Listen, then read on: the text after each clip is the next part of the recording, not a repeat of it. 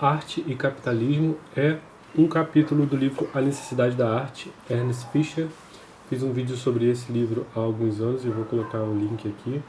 Ele começa dizendo que, de acordo com o mito do rei Midas, que tocava tudo que ele tocava virava ouro, o capitalista, tudo que ele toca vira mercadoria.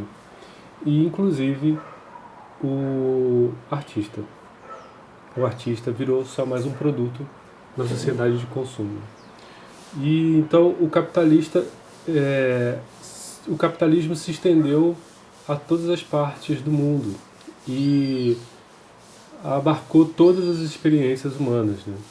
Destruiu as relações diretas que existia entre o artista e quem consumia o seu trabalho, né? E então, ao mesmo tempo, produziu uma alienação da realidade social e da realidade de si mesmo, né, do artista.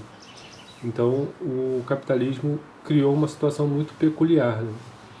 O trabalho de arte, então, foi cada vez mais subordinado às leis da competição.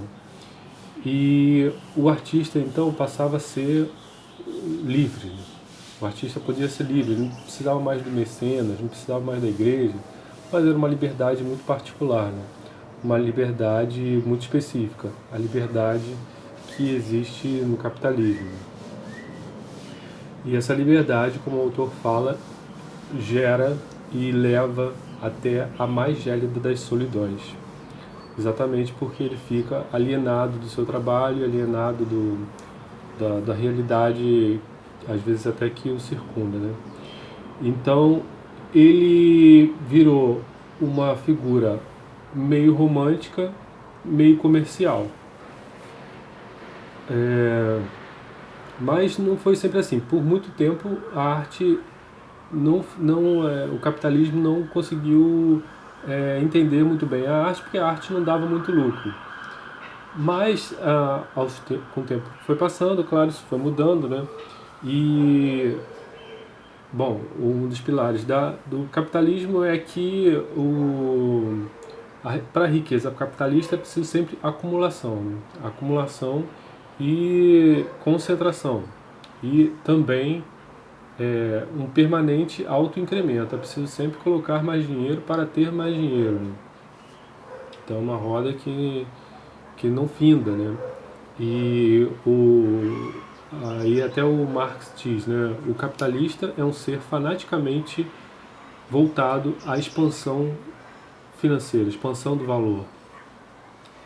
O capitalista é a personificação do capital, mas ele não passa de uma peça ativa na engrenagem do capitalismo. As leis do capitalismo são leis coercitivas.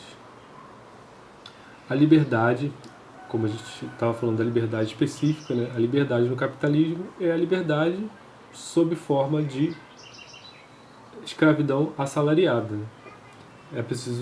Todo mundo precisa ter dinheiro, e para dinheiro precisa de trabalho, né? A não ser que você seja um artista herdeiro.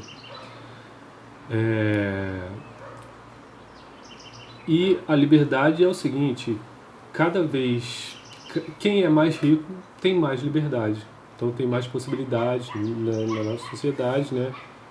Quanto mais dinheiro você tem, mais acesso a bens, mais acesso a relações com pessoas poderosas, esse tipo de coisa, né? Então, cada vez, quanto mais dinheiro você tem, mais liberdade você tem. Essa é uma das leis do capitalismo.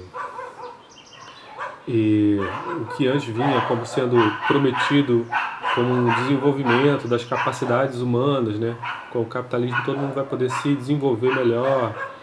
Ele virou um desenvolvimento submetido, então, a essas leis da selva da competição capitalista. E assim, com a solidificação do capitalismo, principalmente depois do século XVIII, capitalismo industrial, né, o artista já não podia mais acreditar que essa vitória do capitalismo, que era a vitória da burguesia, era a vitória da humanidade. E então o Ernest Fischer fala do romantismo, que foi esse movimento contra o modo de produção capitalista, o mundo capitalista. E foi um reflexo, então, dessa sociedade capitalista em desenvolvimento. O romantismo também foi uma revolução, uma revolta pequena burguesa, mas ele, já que o pequeno burguês, ele também sentia toda essa possibilidade de estar sozinho no mundo, né, que o capitalismo impõe, né, já que você é um estranho no meio de estranhos, né? Você fica alienado do seu trabalho, você fica alienado da sociedade, você é mais um entre tantos, você é um eu isolado no meio de muitos não eus, né? E assim, o romantismo ao mesmo tempo estimulou uma autovalorização, né? O capitalismo, melhor dizendo, dentro desse contexto, estimulou uma autovalorização do artista e, ao mesmo tempo, um subjetivismo orgulhoso, enquanto igualmente produzia um sentimento de fragilidade, perda e abandono. Então, eu acho que é um sentimento bem comum, né? A gente, ao mesmo tempo que fica orgulhoso, né, altivo e autovalorizado, ao mesmo tempo se sente frágil, abandonado e com uma certa vontade de unicidade, né, de voltar a uns tempos, e ao mesmo tempo vai criando uma ideia de comunidade ideal, né, uma unidade perdida que existia no mundo, né, do feudalismo e tal. Isso leva a uma mitificação do passado. Então, essa mitificação vai lembrar que a arte do povo, o folclore e canções folclóricas, que o povo é que é dotado de uma coletividade criativa que a gente perdeu no capitalismo.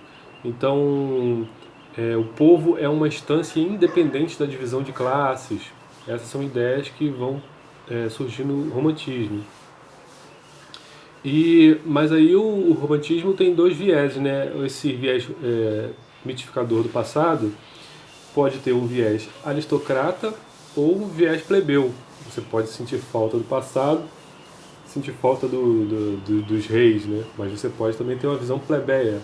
Então, na verdade, é o passado como essa não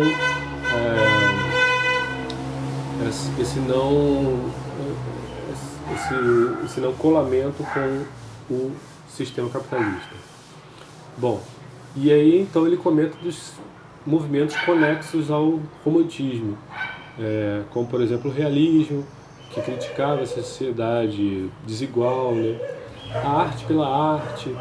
Então ele cita até Mallarmé, que dizia o poeta tem que escrever olhando para o nada. Um desses pontos da arte pela arte.